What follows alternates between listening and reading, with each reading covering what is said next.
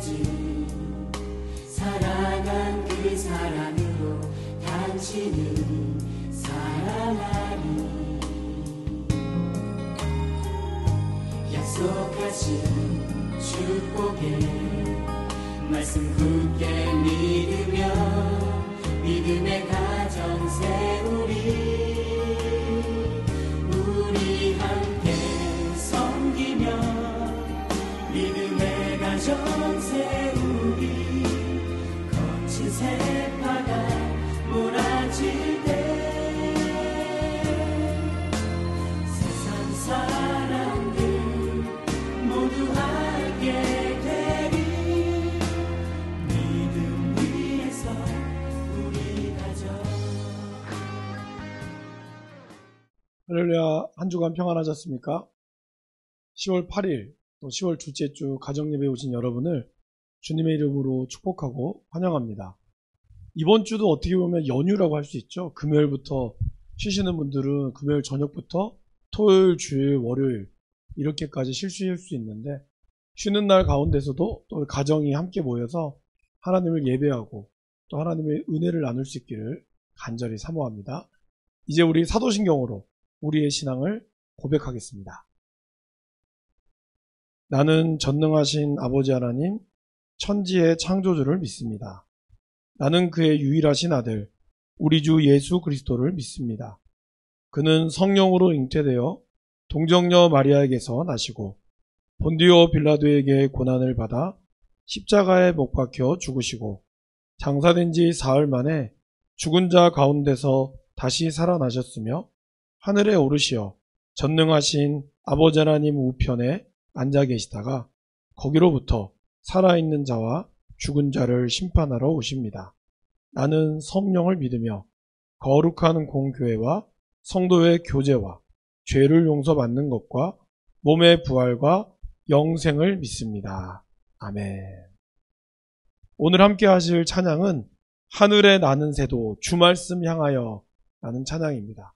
주말씀 향하여 달려나가는 우리 믿음의 식구들 되기를 바라면서 우리 이 찬양 함께 하시겠습니다.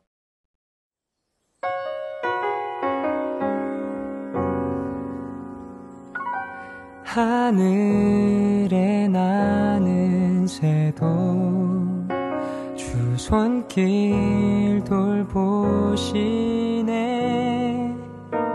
온 땅에 충만한 주 사랑으로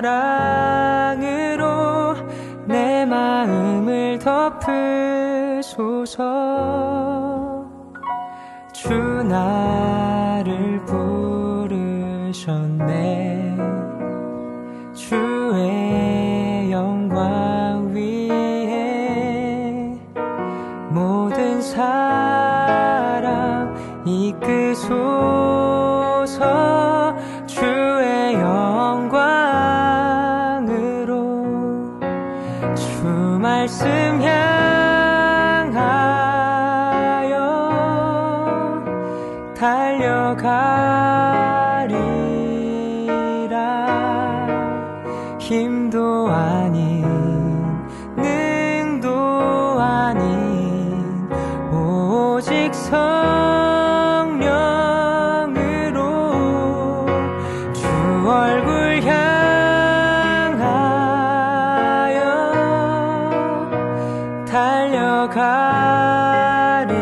달려가리라. 오 주의 영광 안에 살게 하소서.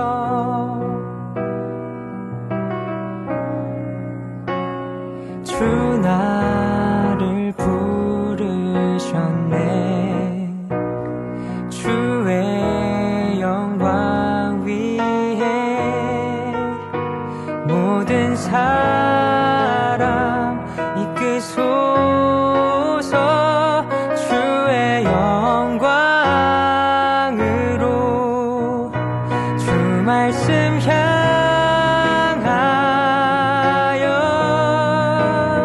달려가리라. 힘도 아닌 능도 아닌 오직 성령으로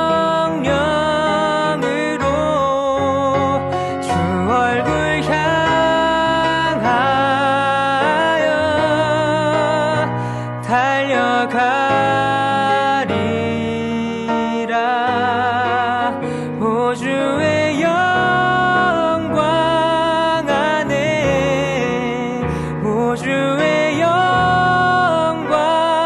안에 살게 하소서.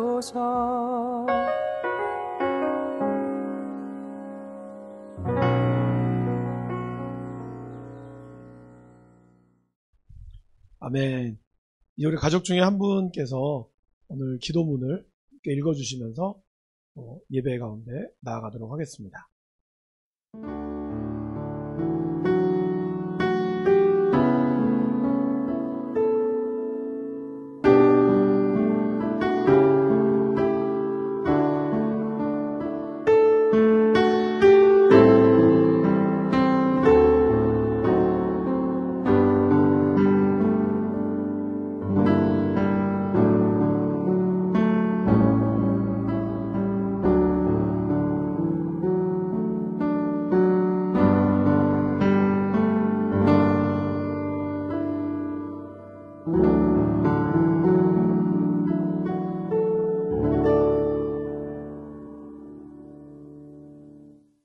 아멘.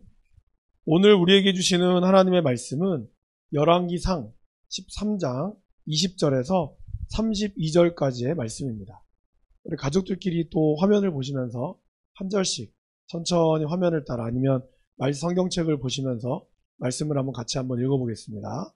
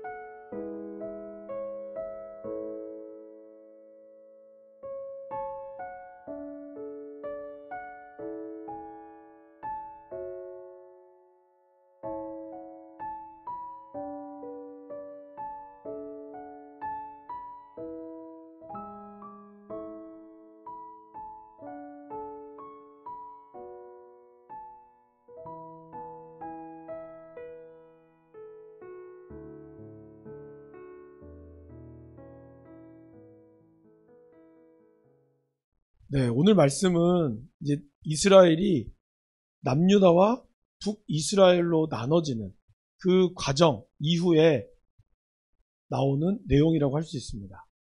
여러분, 하나님께서 이스라엘을 나누신 이유는 분명했습니다. 그것은 바로 솔로몬의 죄 때문이었습니다. 하나님 말씀을 순종하지 않고 그가 이방 여인을 데리고 와서 그들과 결혼했을 뿐만 아니라 그들이 섬기던 신까지 솔로몬의 마음이 하나님을 떠났다는 것이 중요한 핵심이었습니다. 하나님께서는 솔로몬에게 2번이나 나타나시면서 그에게 축복하셨을 뿐만 아니라 하나님 말씀을 순종하지 않았을 때 그에게 주는 하나님의 채찍, 하나님의 심판을 말씀하셨습니다. 그럼에도 불구하고 솔로몬은 나이가 들어 늙어서 그 말을 듣지 않고 자기가 좋아하는 것을 따라서 나아갔습니다. 그리고 하나님께서는 그에게 최후로 이스라엘을 분열시킬 것을, 나누게 될 것을 말씀하십니다. 그나마 그의 아버지 다윗에게 했던 축복으로 인해 솔로몬 때가 아닌 그 다음 때에 나눠지게 될 것을 하나님은 말씀하셨습니다. 그리고 이것을 통해서 결국에는 하나님의 말씀을 들으라고, 하나님의 말씀을 듣기를 원했던 그 하나님의 뜻이 있었습니다. 남유다는 르호보암이 왕이 계속 되었고, 여로보암은 아히야 선지자를 통하여 하나님은 북이스라엘을 다스릴 수 있도록 허락하셨습니다. 그렇게 다스렸던 것은 가장 중요한 핵심이 뭐라고요? 하나님께서 세우셨다라는 것입니다. 여로보암이 뭔가 능력이 있어서도 아니었고 뭔가 그가 왕족 출신도 아니었습니다. 그럼에도 불구하고 하나님은 여로보암을 통해서 북이스라엘을 다스릴 수 있도록, 그리고 그도 하나님 말씀을 지키면 그에게도 다윗과 같이 그의 왕위를 견고하게 세워주겠다고 약속을 하셨습니다. 그러나 여로보암은 왕이 되자마자 어떻게 했습니까? 견고한 세겜의 요새를 세웠고, 그것뿐만이 아니라 그렇게 견고하게 세웠지만 백성들이 예루살렘의 성전으로 갈 것을 우려한 나머지 베델과 단에다가 똑같은 성전을 만들었습니다. 아니, 더 화려하게 사람들 눈에 콕 갈 수 있는 그러한 성전을 그는 만들었습니다. 그리고 제사장도 레위인이 아니라 보통 사람 중에 세웠고, 절기도 하나님이 세우신 7째 달 15째 날에 만드는 초막절이 아니라 자기가 8번째 날 15째 날로 비슷하게 만들며 자기 마음대로 그렇게 나아갔다라고 성경은 기록하고 있습니다. 하나님은 그것을 죄라고 분명히 말씀하셨습니다. 그리고 오늘 그렇게 베델에서 제사장이 들어야 될 분향을 여로보암이 하게 됨으로써 하나님은 하나님의 사람을 보내서 여로보암에게 심판의 메시지를 정하십니다. 그것이 바로 13장 앞에 나오는 말씀이죠. 하나님의 사람이 어떻게 했습니까? 요시야, 다윗의 집에서 요시야라고 하는 인물이 나올 것이다. 360년 후에 이스라엘에는 요시야라는 왕이 나타나죠. 그리고 그 왕이 지금 베델에 만든 이 제단 위에 거기에 있는 사람의 뼈를 불사르고 제단의 단을 완전히 회파할 것을 하나님께서는 심판의 예언을 던지십니다. 그리고 그 심판이 이루어지는 것을 보여주기 위해서 하나님은 오늘 이 제단에다가 그 제단이 갈라지게 하며 그 위에 재가 쏟아지는 그러한 이적을 보여줍니다. 여로보암이 손을 들어서 말리죠. 하지만 그 손이 오히려 말라버리게 되는 그런 심판을 그는 경험하게 됩니다. 여로보암은 자기가 마른 손을 가지고 하나님의 사람에게 요청하죠. 제발 나를 좀 살려달라. 하나님의 사람은 기도했고 하나님은 그 기도를 들어서 여로보암의 손을 고쳐줍니다. 하지만 여로보암은 정신을 차리지 못하죠. 여로보암이 이 손이 낳자마자 하나님의 사람을 일종의 스카우트하죠. 우리 편으로 오라고. 나에게 힘을 실어달라고. 하지만 하나님께서는 하나님의 사람에게 분명히 말씀하셨습니다. 너는 그곳에서 왕과 함께 있지도 말고 그가 그곳에서 떡도 물도 먹고 마시지 말라고 분명히 이야기합니다. 그리고 왔던 길로 돌아가지 말고 다른 길로 돌아가라고 이야기합니다. 사실 어떻게 보면 하나님의 사람이 얼마나 배가 고플까요? 그곳에서는 먹어서도 안 되고 마셔서도 안 돼요. 강제 금식을 하신 거죠. 그럼에도 불구하고 하나님의 뜻이었기에 그는 단호히 물리치고 왔던 길이 아닌 다른 길로 가게 됩니다. 그런데 이 이야기를 베델에 있는 한 늙은 선지자가 그 소문을 들었어요. 그리고 그는 급히 이 하나님의 사람을 만나러 갑니다. 마침 상수리 나무에 앉아있던 그 하나님의 사람을 만나서 나와 함께 우리 집으로 돌아가자고. 그때 하나님의 사람이 뭐라 그럽니까? 아닙니다. 나는 하나님의 말씀을 지켜야 됩니다. 하나님의 말씀에 떡도 먹지도 말고 마시지도 물도 마시지 말라고 했습니다. 그리고 왔던 길로 되돌아가라고도 하지 않으셨습니다. 근데 그깟 이 늙은 선지자가 뭐라 그러죠? 나도 천사가 나타나서 하나님의 말씀을 전해서 당신을 만나라고 했습니다. 그리고 당신에게 이렇게 돌아오라고 얘기했습니다. 그 말을 속였다고 성경은 기록하고 있습니다. 그리고 그 말에 속아 넘어간 하나님의 사람이 그와 함께 가서 그 집에서 떡을 먹고 물을 마시게 되었습니다. 여러분 어떻게 되었을까요? 오늘 그 말씀의 내용이 오늘 우리가 읽은, 여러분들이 읽은 20절부터의 내용입니다. 먼저 첫 번째 질문을 함께 읽어보실까요? 하나님은 유다에서 온 하나님의 사람이 베델의 늙은 선지자와 한상에 있을 때 어떤 말씀을 주십니까? 21절, 22절 말씀을 다시 한번 읽어보겠습니다. 그가 유다에서부터 온 하나님의 사람을 향하여 외쳐 이르되 여호와의 말씀에 내가 여호와의 말씀을 어기며 내가 하나님 여호와께서 내게 내리신 명령을 지키지 아니하고 돌아와서 여호와가 너더러 떡도 먹지 말고 물도 마시지 말라 하신 곳에서 떡을 먹고 물을 마셨으니 내 시체가 내 조상들의 묘실에 들어가지 못하리라 하셨느니라 하니라. 이에 하나님의 사람은 어떻게 되었습니까? 24절입니다.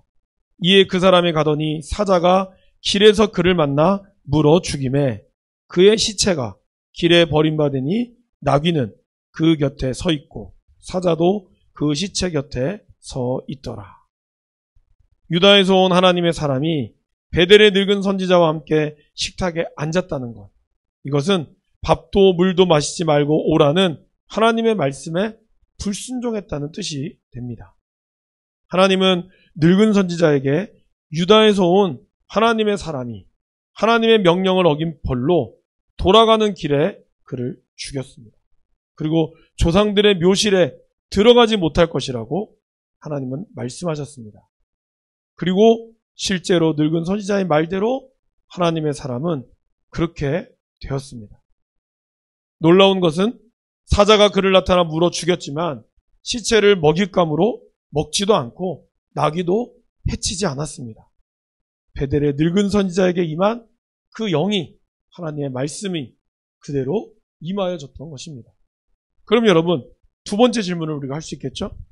유다에서 온 하나님의 사람에게 일어난 일은 우상숭배로 하나님께 경고를 받은 베델의 제단과 산당의 제사장들에게 무엇을 알려주었을까요? 오늘 이 사람이 이름이 없어요. 그죠? 하나님의 사람이란 말만 계속해서 하고 있습니다. 그 말은 뭘까요? 하나님의 사람. 바로 하나님이 앞에 붙들림 받은 사람이라는 겁니다. 여러분 그것은 어마어마한 특권이죠. 하지만 그가 하나님 말씀을 붙들고 살아갈 때만이 그가 진정으로 하나님의 사람이 될 수 있다라는 뜻도 됩니다. 우리는 성도입니다. 하나님의 자녀이고 하나님의 거룩한 백성이고 저는 목사고 또 여러분 가정에서는 장로님도 계실 것이고 집사님, 안수 집사님, 또 집사님, 권사님 또 우리 사랑하는 우리의 자녀들 예수님의 제자가 있을 것입니다. 그러나 그 이름에 걸맞는 순종의 모습이 없다면 오늘 하나님의 사람이 죽은 것처럼 우리도 그렇게 될 수 있다라는 것입니다. 하나님의 사람은 하나님의 명을 따라 여로보암에게 심판을 전했습니다.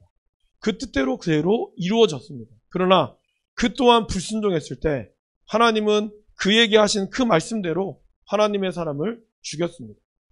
에이 좀 배도 고프고 한데 좀 용서해주면 안 돼요? 이미 그래도 여로보암 왕하고는 안 먹었잖아요. 이렇게 할 수 있습니다. 그러나 하나님의 사람은 끝까지 하나님의 사람답게 말씀에 순종했어야 한다라는 것입니다. 비록 베델의 늙은 선지자가 속였습니다. 잘못했죠. 이 늙은 선지자도 분명히 하나님의 심판을 가운데 있을 것입니다. 그러나 여러분 이 속인 가운데서 선택은 누가 있을까요? 바로 하나님의 사람이 선택했다는 게 중요합니다. 오늘 우리에게도 수많은 상황들이 있습니다. 교회를 가자. 근데 이번 주는 좀 쉬자. 캠핑도 가고 어디도 가자. 교회는 다음 주도 갈 수 있잖아. 이러한 우리의 유혹들, 오늘 말씀을 읽으라고 했는데 말씀 읽고로 내가 하나님과 약속을 했어요. 그런데도 여전히 내 안에 그렇게 읽지 못하는 합리적인 이유가 분명히 있을 수 있습니다. 여러분, 그럼에도 불구하고 하나님의 사람은 그 가운데 선택할 수 있어요. 나는 그래도 하나님 말씀대로 지키며 살겠다. 그 선택이 비록 아주 자그마한 선택이라 할지라도 그 가운데서 하나님의 역사가 이루어진다라는 것입니다. 그리고 하나님의 사람이라 할지라도 불순종하면 죽음을 피할 수 없는 것처럼 우리가 아무리 하나님의 백성이고 교회를 다니는 하나님의 복된 자녀라 할지라도 우리가 하나님의 말씀에 순종하지 않으면 우리 또한 하나님의 심판을 피할 수 없음을, 아니 오히려 더 하나님이 우리에게 더 크게 우리를 혼내실 수도 있습니다. 왜? 하나님의 자녀이기 때문에. 그것을 우리가 기억할 수 있기를 간절히 바랍니다. 오늘 하나님의 사람에게도 불순종했을 때 이렇게 하나님이 심판하셨다면 하나님이 세운 여로보암 그리고 북이스라엘, 이 나라가 하나님의 말씀을 듣지 않을 때 어떻게 될 것은 명약관한 일일 것입니다. 눈에 불 보듯이 뻔한 일입니다. 그러기에 여러분, 오늘 이 말씀을 통해서 우리가 하나님 앞에 순종해야 될 것들, 힘들고 어려울지라도 내가 믿음으로 굳게 결심하고 그것을 또 성령님께 의지하며 여러분 지켜낼 수 있기를 간절히 바랍니다. 우리 이 시간 함께 말씀을 기억하시며 기도하겠습니다. 하나님이 우리 가족에게 주신 말씀, 또 나에게 주시는 하나님의 약속, 하나님의 자녀로서 순종하라고 하는 예배의 자리, 기도의 자리, 복음을 전하는 자리, 또 나에게 주시는 이 공부, 이 학문, 또 내가 하는 직장의 일들, 가정의 일들, 교회에 맡은 직분들을 정말 온전히 충성되게 섬길 수 있도록 도와주시옵소서. 우리 이 시간 잠시 동안 함께 온 가족들이 함께 모여 기도하겠습니다. 아버지 하나님 감사합니다.